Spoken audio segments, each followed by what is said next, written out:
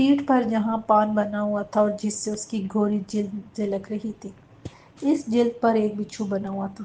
جہاں بچھو بنا ہوا تھا وہاں کھال کا رنگ ہلکا براؤن سا تھا۔ بچھو کا منہ نیچے کی طرف تھا اور اس کا سائز اچل بچھو جیسا تھا۔ یوں محسوس ہوتا تھا جیسے کسی بلاک کے ذریعے جلد پر چھاپا گیا ہو۔ وہ لڑکی جو بھی تھی اس کی صورت کیمرے کی طرف نہیں تھی، اس کی تصویر کمر کے نیچے تک تھی۔ وہ شاید کسی میز یا اسٹول پر بیٹھی ہوئی تھی، بہت چست قمیص پہنے ہوئی تھی جو پسینے سے بھیگی ہوئی تھی۔ پسینے میں بھیگی ہونے کی وجہ سے قمیض جلد سے چپک گئی تھی۔ جہاں جہاں قمیض جلد سے چپک گئی تھی وہاں جلد صاف نظر آ رہی تھی۔ خمدار اور نازک کمر تھی۔ اس نے اپنے دونوں ہاتھ سر کی پشت پر رکھے ہوئے تھے۔ ہاتھوں کی انگلیاں ایک دوسرے میں پیوست تھیں۔ نیل پالش لگے لمبے اور تراشے ہوئے ناخن، خوبصورت مخروطی انگلیاں، ایک انگلی میں سرخ اور سفید رنگوں والے نگوں کی نازک سی انگوٹھی۔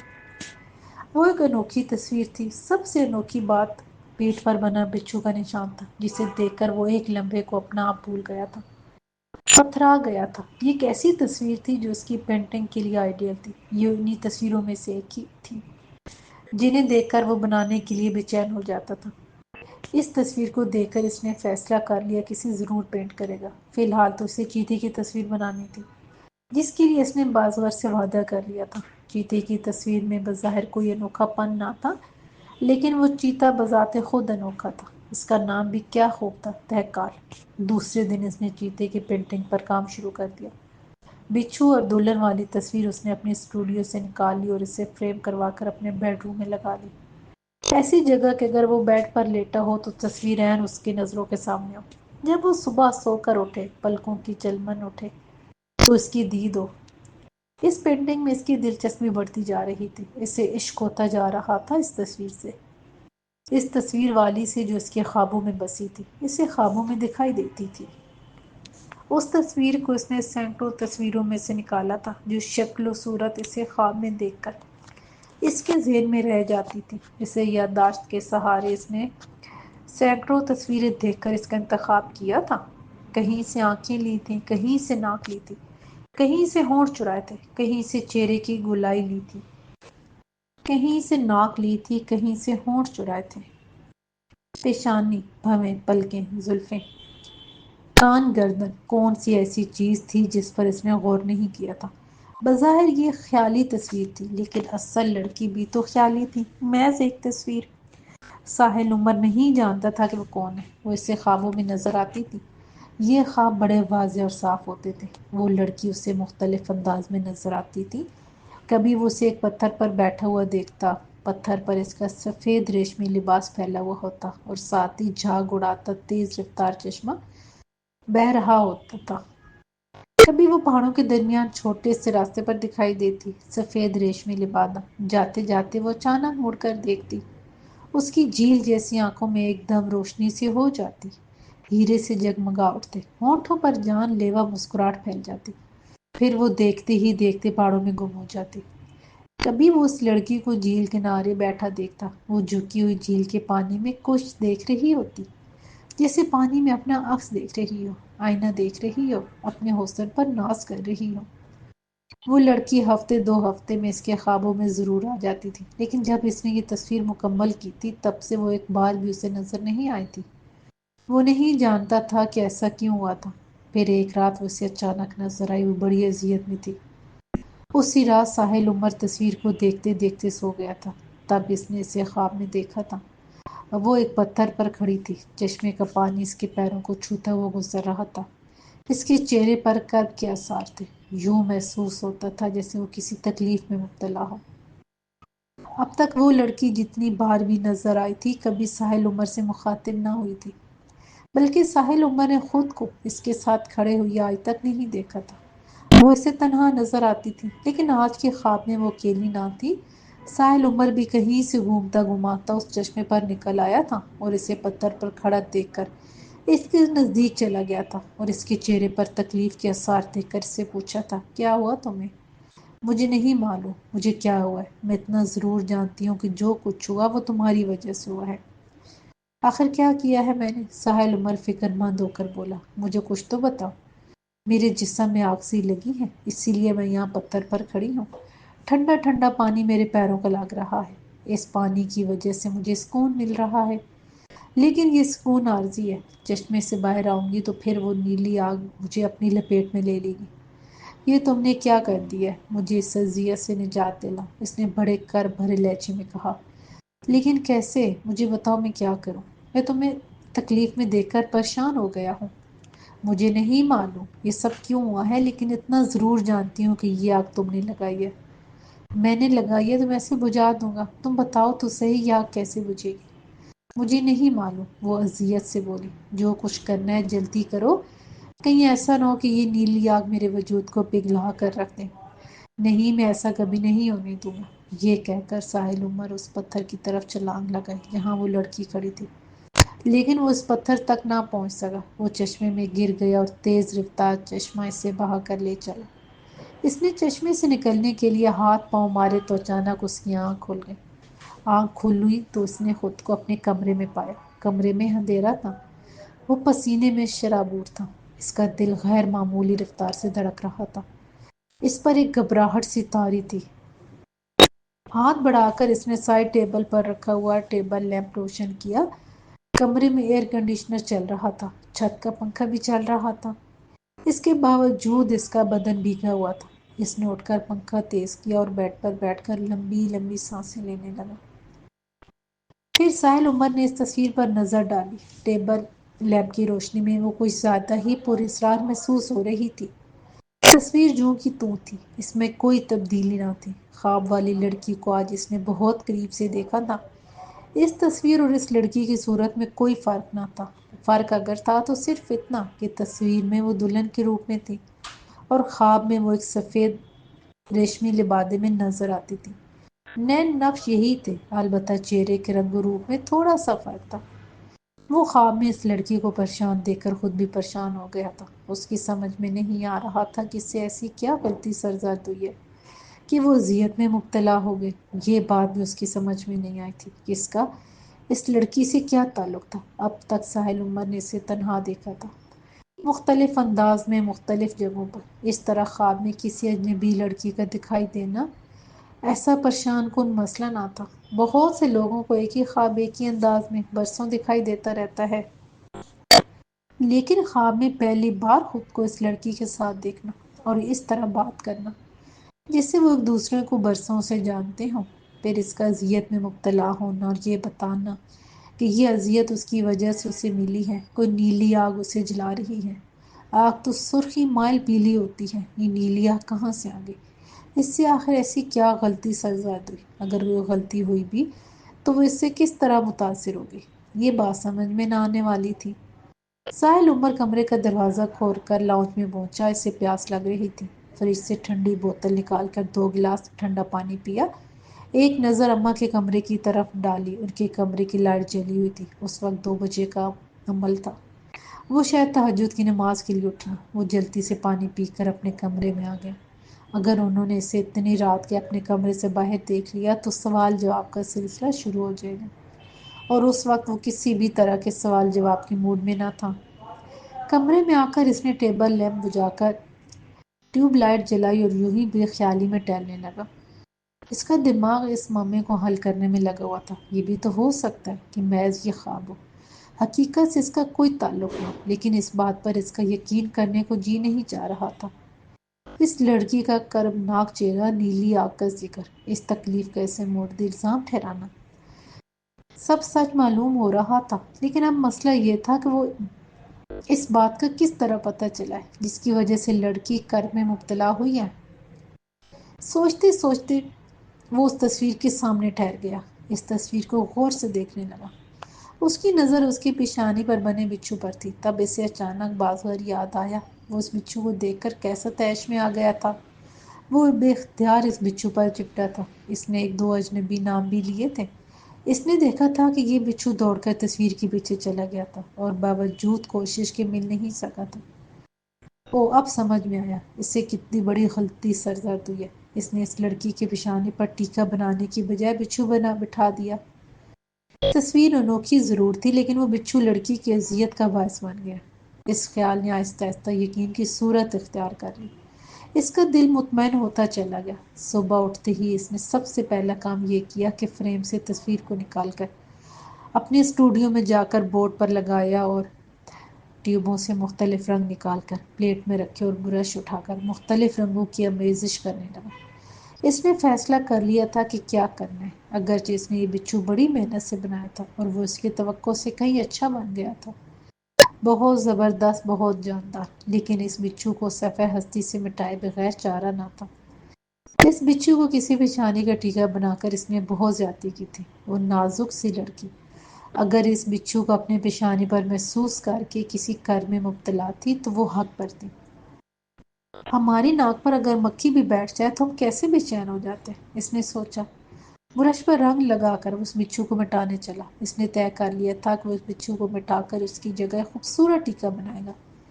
تب اس دلہن کی کچھ اور ہی شان نکل آئے گی۔ ابھی اس نے سٹروک لگانے کے لیے برش بچھو کے نزدیک کیا ہی تھا کہ اسے فوراً اپنا ہاتھ پیچھے کر لینا پڑا۔ اس بچھو نے ایک دم سر اٹھایا اور دیکھتے ہی دیکھتے وہ بڑی تیزی سے پلٹ کر تصویر کے پیچھے چلا گیا۔ ساحل برش میز پر پھینک کر فوراً بورڈ کے پیچھے گیا کہ دیکھ سکے کہ وہ بچھو کدھر جا رہا ہے، لیکن اتنی دیر میں وہ بچھو جانے کہاں سے کہاں پہنچ گیا۔ ساحل عمر اسے ڈھونڈتا ہی رہ گیا۔ اس نے کمرے کا ہر گوشہ، ہر خانہ تلاش کر لیا، لیکن اس بچھو نے نہ ملنا تھا نہ ملا۔ اماں ناشتہ بنا کر ساحل عمر کو اٹھانے کے لیے اس کے کمرے کی طرف جانے لگیں تو انہوں نے اس کو اسٹوڈیو کا دروازہ کھلا پایا۔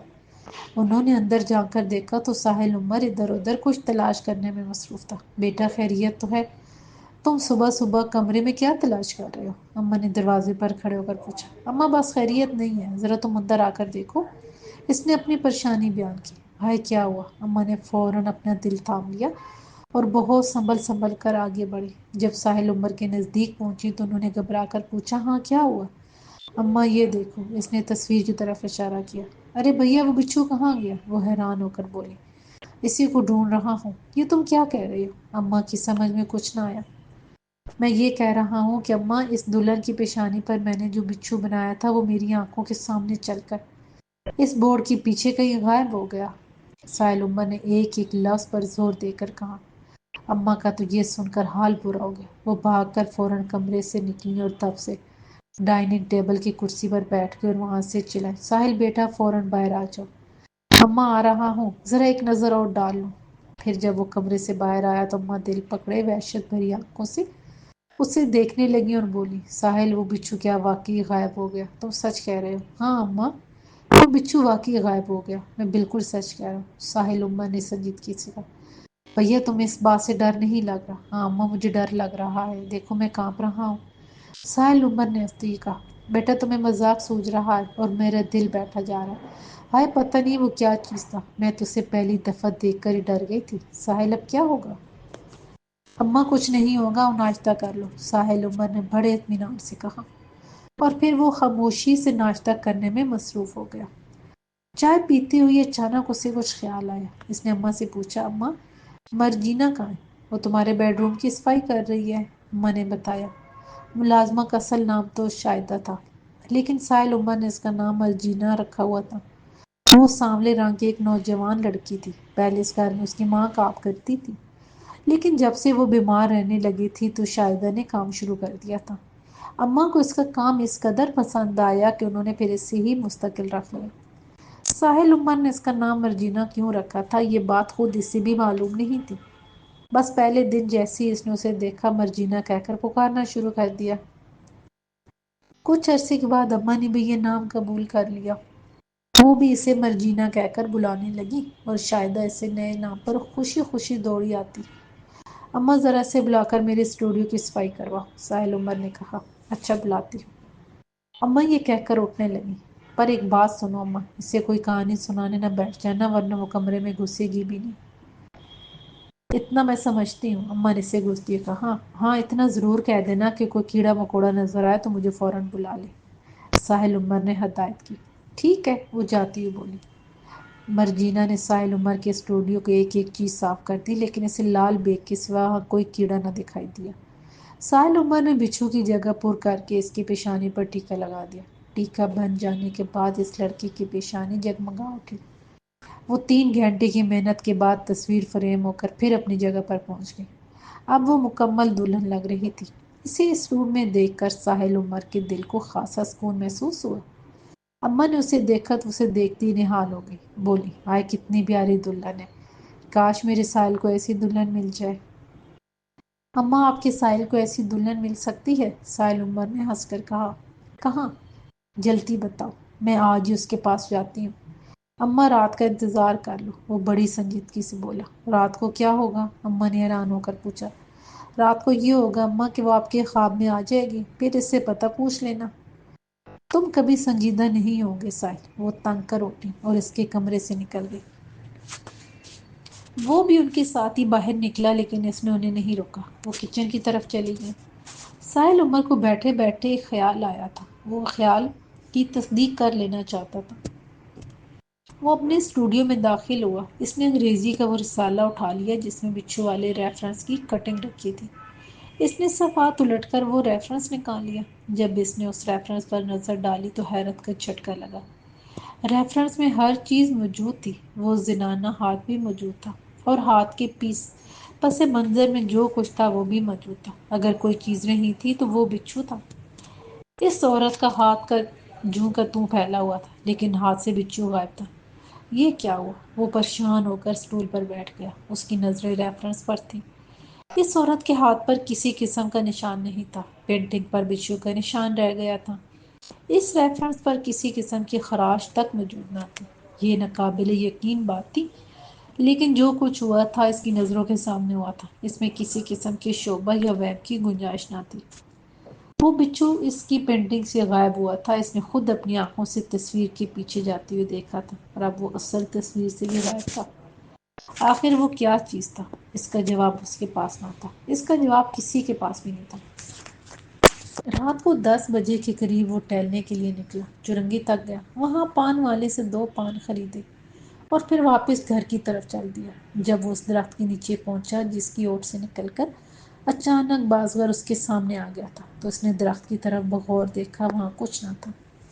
بازور جاتے ہوئے ایک ٹیلی فون نمبر دے گیا تھا اور ہدایت کر گیا تھا کہ تصویر تیار ہو جانے کے بعد وہ اس نمبر پر اسے فون کر دیں۔ وہ بھی بڑا عجیب اور پراسرار سا شخص تھا۔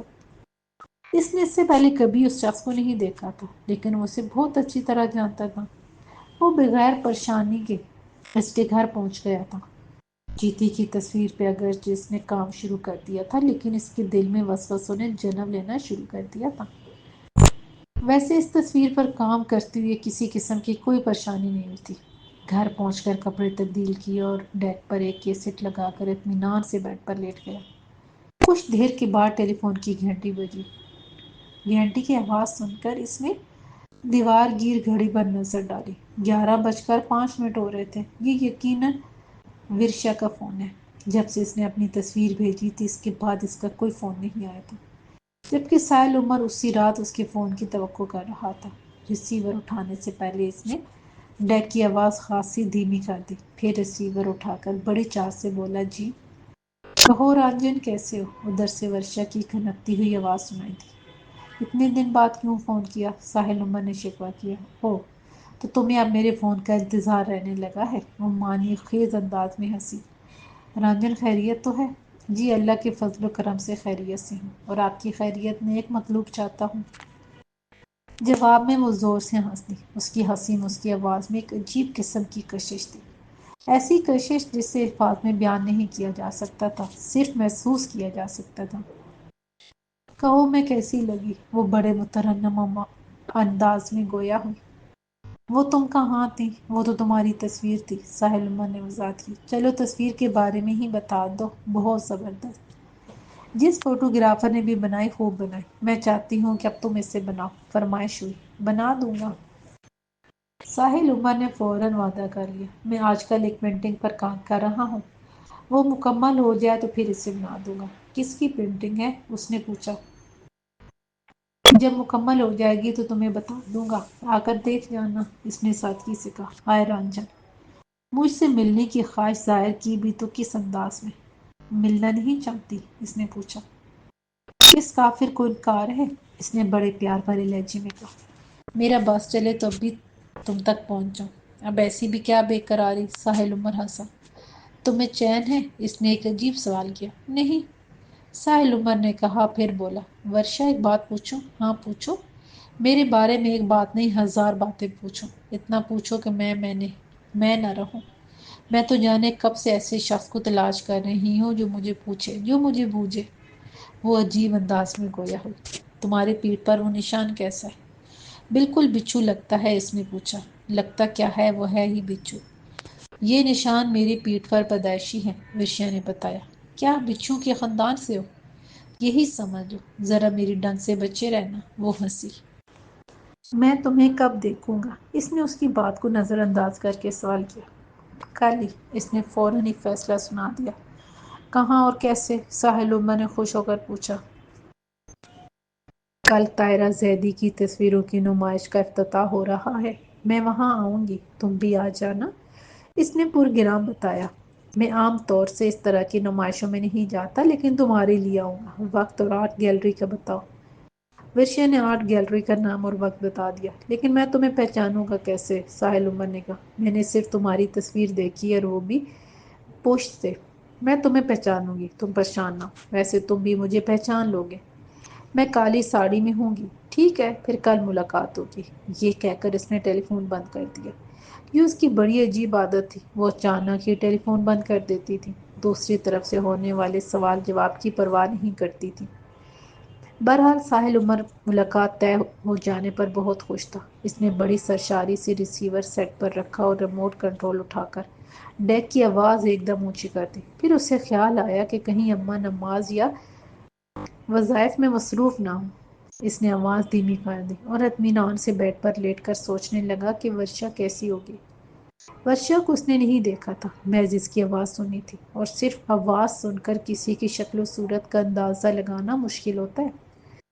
اگرچہ بعد میں اس نے اپنی ایک تصویر ارسال کی تھی، اس تصویر سے بھی اس کی صورت کا اندازہ ناممکن تھا، کیونکہ اس تصویر میں سر اور پیٹھ نمایاں تھے۔ اس نے سوچا کہ کہیں ایسا تو نہیں کہ ورشا شکل و صورت کی معمولی ہو یا بدصورت ہو۔ تبھی اس نے سامنے کی تصویر نہیں بھیجی۔ ویسے وہ تصویر اپنے انداز کی وجہ سے منفرد تھی، اور اس میں وہ جتنی نظر آ رہی تھی دل فریب تھی۔ وہ خود کیسی تھی، اس راز کو کھولنے میں اب زیادہ دیر نہیں تھی۔ کل معلوم ہو جانا تھا۔ میوزک سنتے سنتے اسے نیند آنے لگی تو اس نے ریموٹ کے ذریعے ڈیک آف کر دیا اور سو گیا۔ نیند گہری ہوئی تو خوابوں کی دنیا روشن ہو گئی۔ وہ ایک انتہائی پرفضا مقام تھا۔ نیلا صاف آسمان، برف پوش پہاڑ، اونچے اونچے درخت، سرسبز و شاداب علاقہ، بہتا ہوا شفاف دریا۔ وہ ایک پتھر پر بیٹھی دریا کے پانی سے کھیل رہی تھی۔ وہ بہت خوش نظر آ رہی تھی، اور اتنی خوش تھی کہ وہ دریا کا پانی کسی پر اچھال رہی تھی۔ تب اس نے دیکھا کہ وہ جس پر خوشی میں پانی اچھال رہی ہے وہ کوئی اور نہیں، خود ساحل عمر ہے، اور وہ پانی کے چھینٹوں سے بچنے کے لیے اپنے دونوں ہاتھ پھیلائے ہوئے ہے۔ مت پھینکو پانی، میرے کپڑے بھیگ رہے ہیں، ساحل عمر نے احتجاج کیا۔ تو بھیگنے دو، وہ ایک ادائے بے نیازی سے بولی، اور ایک مرتبہ پھر پانی اس کے اوپر اچھال دیا۔ آج تم بہت خوش ہو، خیر تو ہے؟ ساحل عمر نے پوچھا۔ ہاں، آج میں بہت خوش ہوں، اس نے مسکرا کر کہا۔ ایسی کیا خوشی مل گئی آخر؟ ساحل عمر نے پوچھا۔ خوشی تو تم نے ہی دی ہے، کیا تمہیں نہیں جانتے؟ اس نے بتایا۔ عجیب بات ہے، میں نے تمہیں خوشی دی ہے؟ اس سے پہلے میں نے تمہیں رنج دیا تھا، نہ تو مجھے رنج دینے کی وجہ معلوم ہو سکی اور نہ اب خوشی کی وجہ معلوم ہے۔ کچھ بتانا پسند کرو گی؟ ساحل عمر نے پوچھا۔ تم نے میرے ماتھے پر ٹیکا سجا دیا، اس عذاب سے مجھے نجات دلا دی، اس سے زیادہ خوشی کی بات اور میرے لیے کیا ہو سکتی ہے؟ اور یہ سب تمہاری وجہ سے ہوا۔ اس کا مطلب ہے کہ میرا اندازہ صحیح تھا، اس بچھو نے تمہیں پریشان کیا ہوا تھا۔ ہاں اور کیا، لیکن میں اسے مٹا نہ سکا، وہ فرار ہو گیا۔ ساحل عمر کے لہجے میں پچھتاوا تھا۔ کاش تم اسے مار دیتے، وہ بولی۔ وہ میرے ہاتھ لگتا جب نہ، میں نے تجھ سے فنا کرنے کے لیے برش اٹھا لیا تھا۔ وہ بہت خطرناک ہے، اس کے لہجے میں خوف تھا۔ وہ گیا کدھر؟ ساحل عمر نے پوچھا۔ میں نہیں جانتی، بس اتنا جانتی ہوں کہ اب وہ تمہیں کہیں نظر آئے تو اس سے دور ہو جانا۔ اس سے مار کیوں نہ دوں؟ اس نے پوچھا۔ تم اس سے نہیں مار سکتے۔ کاش تم اسے مار سکتے، اس نے عجیب بات کہی۔ وہ ہے کیا بلا؟ ساحل عمر نے سوال کیا۔ وہ عور ہے، اس نے بتایا۔ یہ اس کا نام ہے؟ ساحل عمر نے پوچھا۔ ہاں، یہ اس خبیث کا نام ہے اور وہ ایک شیطان کا بیٹا ہے۔ تم کیا ہو؟ ساحل عمر نے براہ راست سوال کیا۔ میں رشا ملوک ہوں، اس نے اپنا نام بتایا۔ رشا ملوک، اس نے حیرت سے دہرایا۔ یہ نام میرا سنا ہوا ہے۔ وہ ہاں، یاد آیا، تمہارا اس بچھو کا نام بازغر نے لیا تھا۔ کیا تم بازغر کو جانتی ہو؟ اوہ، تو تہکال تم تک پہنچ گیا۔ اس کے لہجے میں کس قدر خوشی تھی۔ وہ چیتی کی تصویر؟ ساحل عمر نے پوچھا۔ ہاں، اسے جتنا جلد ممکن ہو سکے بنا دو۔ وہ بڑی خوبیوں کا مالک ہے، وہ میرا محافظ ہے، وہ تمہاری بھی حفاظت کرے گا۔ اس کی تصویر جلد از جلد مکمل کر لو، وقت قریب آ رہا ہے۔ کیسا وقت؟ ایک خوشگوار وقت، ایک روشن لمحہ۔ یہ کہہ کر اس نے پیچھے مڑ کر دیکھا اور پتھر پر کھڑی ہو گئی۔ پھر بولی، وہ مجھے لینے آیا ہے، میں جا رہی ہوں۔ میری ایک بات دھیان سے سن لو، اپنا خیال رکھنا، کسی کے فریب میں مت آ جانا۔ تب اچانک ایک بادل کا ٹکڑا کہیں سے نمودار ہوا، اس گہرے بادل میں چھپ گئی۔ ایک لمحے بعد وہاں کچھ بھی نہ رہا، خالی پتھر رہ گیا۔ بادل اسے اڑا کر لے جا چکا تھا۔ پھر ایک دم منظر بدل گیا۔ ساحل عمر نے دیکھا کہ ایک بہت بڑا بچھو ایک پتھر سے اتر کر اس کی طرف بڑھ رہا ہے۔ اس بچھو کا سائز ایک بڑے کچھوے کے برابر تھا۔ وہ اسے دیکھ کر خوف زدہ ہو گیا۔ وہ پلٹ کر بھاگا تو ایک پتھر سے اس کا پیر پھسل گیا۔ تبھی اس کی آنکھ کھل گئی۔ اس نے خود کو اپنے بیڈ پر پایا۔ کمرے کی لائٹ جل رہی تھی۔ اسے یاد آیا کہ اس پر نیند کا اس قدر غلبہ تھا کہ وہ ڈیک بند کرتے ہی کروٹ بدل کر سو گیا تھا۔ اس کا دل زور زور سے دھڑک رہا تھا۔ وہ اٹھ کر باتھ روم گیا، پھر اس نے ٹھنڈا پانی پیا اور لائٹ بجھا کر دوبارہ لیٹ گیا۔ اس خواب کو دیکھ کر جہاں وہ خوف میں مبتلا تھا، وہاں اسے اطمینان بھی تھا کہ رشا ملوک اس کی وجہ سے جس اذیت میں مبتلا تھی، اب وہ پریشانی دور ہو گئی تھی۔ اسے یہ بھی خوشی تھی کہ اس نے اس کی پریشانی کا صحیح اندازہ لگا لیا تھا۔ اسی سرشاری میں سے دوبارہ بہت جلد نیند آ گئی۔ شام کو وہ وقت مقرر پر ورشا کے بتائے ہوئے مقام پر پہنچ گیا۔ تصویر کا افتتاح ہو چکا تھا۔ آرٹ گیلری میں خاصا رش تھا، مردوں سے زیادہ عورتوں کی تعداد تھی۔ وہ بھی اسی رش میں شامل ہو گیا اور ایک ایک کر کے تصویروں کو دیکھتا آگے بڑھنے لگا۔ تصویر کے ساتھ ساتھ وہ اپنے دائیں بائیں بھی ایک نظر ڈال لیتا تھا، شاید کوئی کالی ساڑی والی نظر آ جائے۔ ایک تصویر کو دیکھتے ہوئے اس کے کانوں میں ورشا کا نام پڑا۔ اس نے بڑی بے نیازی سے پیچھے مڑ کر دیکھا۔ دو لڑکے میں گفتگو تھے، اگرچہ وہ دھیمے لہجے میں بات کر رہے تھے، لیکن وہ ساحل عمر کے اتنے نزدیک تھے کہ ساری بات اس کی سمجھ میں آ رہی تھی۔ تم نے دیکھا، یہاں ورشا آئی ہوئی ہے، لہجے میں بڑی دلچسپی تھی۔ کہاں ہے وہ؟ قیامت، دوسرا بے قرار ہو کر بولا۔ میں نے ابھی اسے طاہرہ زیدی کے ساتھ دیکھا تھا، پہلے والے لڑکے نے بتایا۔ کیا غضب کی لڑکی ہے یار، میرا جی چاہتا ہے کہ اس کا مجسمہ بناؤ، دوسرا لڑکا بولا۔ ہاں بنا سکتے ہو، مگر خوابوں میں۔ اس بات پر دونوں ہنستے ہوئے آگے بڑھ گئے۔ ان لڑکوں کے آگے بڑھ جانے کے بعد اس نے ذرا پیچھے ہٹ کر حال میں طاہرانہ نظر ڈالی۔ وہ جہاں تک دیکھ سکتا تھا اس نے دیکھا، مگر اسے کالی ساڑی میں کوئی لڑکی نظر نہیں آئی۔ وہ پھر تصویر دیکھنے میں محو ہو گیا۔ اب آخری دو چار تصویریں رہ گئی تھیں۔ ورشا ابھی تک اس کے سامنے نہیں آئی تھی، جبکہ وہ اس کی موجودگی کے بارے میں ان لڑکوں کی زبانی سن چکا تھا۔ آخر وہ اس کے سامنے کیوں نہیں آئی تھی؟ اس نے تو کہا تھا کہ اسے اچھی طرح پہچانتی ہے۔ اسی اثنا میں ایک دو خواتین کالی ساڑی میں نظر آئی تھیں، لیکن وہ اجنبیوں کی طرح اس کے پاس سے گزر گئی تھیں۔ جب وہ آخری تصویر دیکھ رہا تھا تو اس کے دل پر اداسی سے چھا گئی تھی۔ اسے آرٹ گیلری میں گھومتے ہوئے خاصی دیر ہو گئی تھی۔ اس اثنا میں سے اپنے کوئی شناسہ ملے تھے، لیکن اس نے اس سے واجبی سے گفتگو کر کے جلد اپنا پیچھا چھڑا لیا تھا، تاکہ ورشا کو اس کے نزدیک آنے میں کوئی جھجک محسوس نہ ہو۔ اب وہ آخری تصویر جو باہر نکلنے والے دروازے کے نزدیک تھی آ پہنچا تھا، اور وہ ابھی تک نہیں پہنچی تھی۔ ورشا سے اسے اس طرح کے رویے کی امید نہ تھی۔ آخری تصویر دیکھ کر وہ مایوسانہ قدم اٹھاتا ہوا دروازے کی طرف بڑھا۔ اچانک کسی نے پیچھے سے اس کے کندھے پر ہاتھ رکھ کر کہا، رنجن، بغیر ملے ہی چلے جاؤ گے؟ ساحل عمر نے خوشی سے مڑ کر دیکھا۔ اسی وقت گولی چلنے کی آواز آئی۔